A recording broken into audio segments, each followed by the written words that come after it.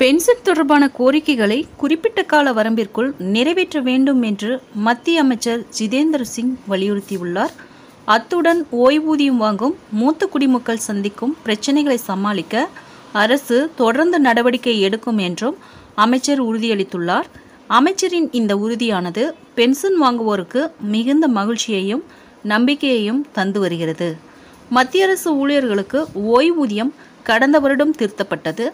மத்திய அரசு ஊழியர்களுக்கு ஒருங்கிணைந்த ஓய்வூதிய திட்டம் அமலில் உள்ளது. இந்த புதிய ஓய்வூதிய திட்டம் கடந்த ஏப்ரல் 1ஆம் தேதி அமலுக்கு வந்தது. இந்த புதிய ஓய்வூதிய திட்டத்தின்படி மத்திய அரசு ஊழியர் ஒருவர் ஓய்வு பெறுவதற்கு முன்பு 12 மாதங்களில் எடுக்கப்பட்ட சராசரி அடிப்படை ஊதியத்தில் 50% ஓய்வூதியமாக பெறுவார்கள். இப்படி ஏராளமான நடவடிக்கைகளை மத்திய அரசு மேற்கொண்டு வந்தாலும் பென்ஷன் இன்று வரை பலருக்கும் கிடைப்பதில்லை. இந்த ஓய்வூதியத்தை நம்பியே பல குடும்பங்கள் உள்ள நிலையில் பல முதியோர் பணம் கிடைக்காமல் தவித்து வருகிறார்கள். அப்படியே கிடைத்தாலும் பெரும்பாலானோருக்கு தாமதமாக கிடைக்கிறது. வயதான காலத்தில் இந்த ஓய்வூதியத்தை பெறுவதற்கு வங்கிகளுக்கு அலைய வேண்டியிருக்கிறது.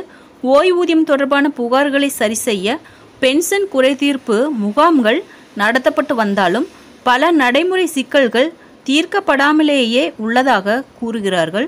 இப்படிப்பட்ட சூழலில்தான் ஓய்வூதியம் தொடர்பான கோரிக்கைகளை கால வரம்பிற்குள் நிறைவேற்ற மத்திய அறிவியல் தொழில்நுட்பத்துறை இணையமைச்சர், பணியாளர் நலன், பொதுமக்கள் குறைதீர்ப்பு மற்றும் ஓய்வூதியங்கள் துறை இணையமைச்சர் ஜிதேந்திர சிங் வலியுறுத்தியுள்ளார். 13வது அகில இந்திய ஓய்வூதிய குறைதீர்ப்பு முகாம் டெல்லியில் நடைபெற்ற முகாமில் மத்திய அமைச்சர் உரையாற்றியதாவது: ஓய்வூதிய குறைதீர்ப்பு முகாம் பென்ஷன் வாங்கும் மூத்த குடிமக்களை மையமாக வைத்த பிரதமர் நரேந்திர மோடியின் நிர்வாக மாதிரிக்கு இணங்க ஓய்வூதியம் தொடர்பான கோரிக்கைகளை கால வரம்பிற்குள் நிறைவேற்ற வேண்டும். ஓய்வூதியதாரர்களின் கௌரவத்தை உறுதி செய்ய சிறந்த நடவடிக்கை தேவை. 2017ஆம் ஆண்டின் செப்டம்பர் முதல் இதுவரை நடைபெற்ற 12 பென்ஷன் குறைதீர்ப்பு முகாம்களில் 25,416 கோரிக்கைகள் பெறப்பட்டு 18,157 கோரிக்கைகளுக்கு குறிப்பாக 71% தீர்வு காணப்பட்டுள்ளது.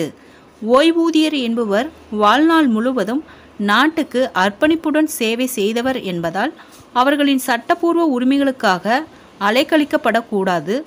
ஓய்வூதியதாரர்களை அரசு துறைகளும் அலுவலர்களும் பயனாளிகளாகவும் நடத்தக்கூடாது. நிர்வாக குடும்பத்தின் மதிப்புமிகு உறுப்பினர்களாக நடத்த வேண்டும்.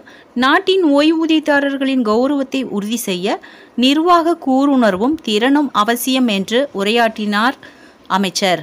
நாடு முழுவதிலும் இருந்து ஓய்வூதியதாரர்கள், அரசு அலுவலர்கள், துறை தலைவர்கள் பங்கேற்ற இந்த நிகழ்ச்சியில் இதற்கு முன்பு நடத்தப்பட்ட 12 முகாம்களின் வெற்றி கதைகளின் தொகுப்பு நூல் ஒன்றையும் டாக்டர் ஜிதேந்திர சிங் வெளியிட்டார்.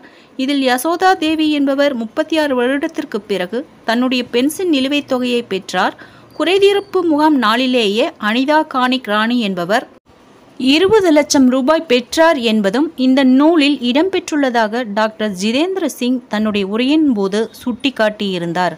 ஃப்ரெண்ட்ஸ், இந்த தகவல் உங்களுக்கு யூஸ்ஃபுல்லாக இருந்தால் என்னோட சேனலை சப்ஸ்கிரைப் பண்ணுங்கள், லைக் பண்ணுங்கள், மற்ற நண்பர்களுக்கும் இந்த வீடியோவை ஷேர் பண்ணுங்கள். தேங்க்ஸ் ஃபார் வாட்சிங்.